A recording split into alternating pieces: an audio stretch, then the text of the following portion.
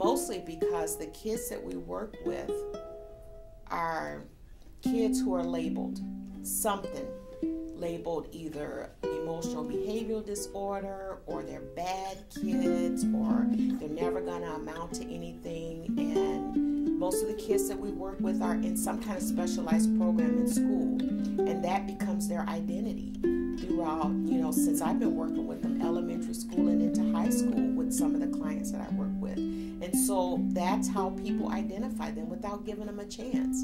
And so I do this because, and they need us because we are able to look beyond the labels and see them as humans, see them as children who haven't had, say, the opportunities that my own personal kids have had. And so I feel like I'm a buffer for that I'm in there to give them what they haven't had, and to make sure, if at all possible, that everyone gives them a fair chance. If you have a relationship with an individual, when you ask them to do something, they are more than happy to do it.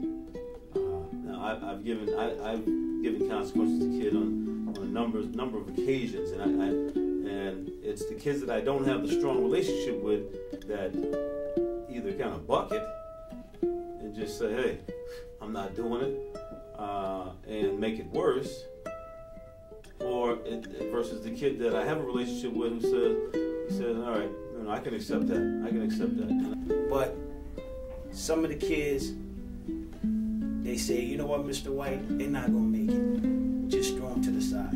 They're not going to make it. But I just don't believe in that philosophy. Because like Mr. Clark was saying, if you throw this kid out now, it's going to become a negative part of society. Either pay for it now or pay for it later. Because of our availability to respond at any time of the day of the week to people's needs, whether it be them being able to call and talk to somebody, or them having somebody come out to their house when they're needing help, as compared to taking their children to the hospital to get assessed, or having the police come and intervene, something that we could do. There's a huge generation gap, and not only that, but cultural barriers. If they don't know how to work through that, or they don't have somebody to show them and walk with them through that transition, then it's pretty hard. And part of my job is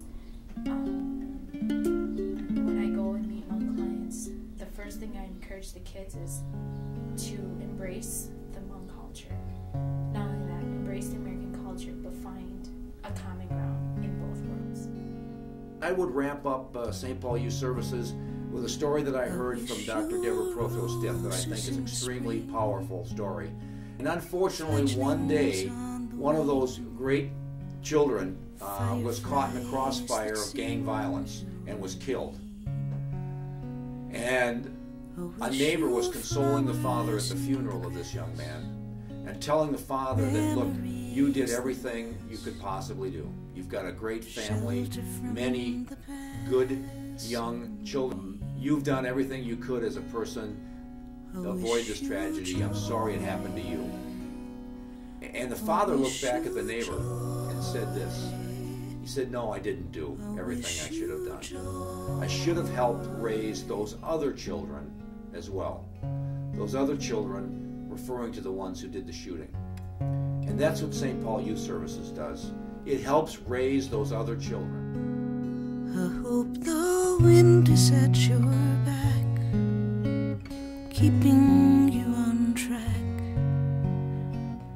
that you never lack for love.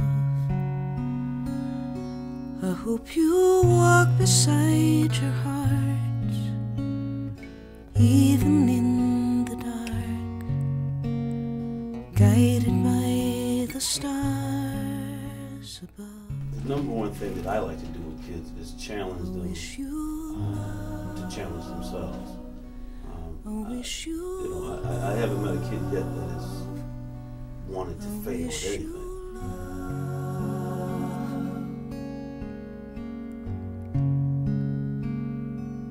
So wherever you may roam, out there on your own, Home is just a heart away. I wish you joy. I wish you joy.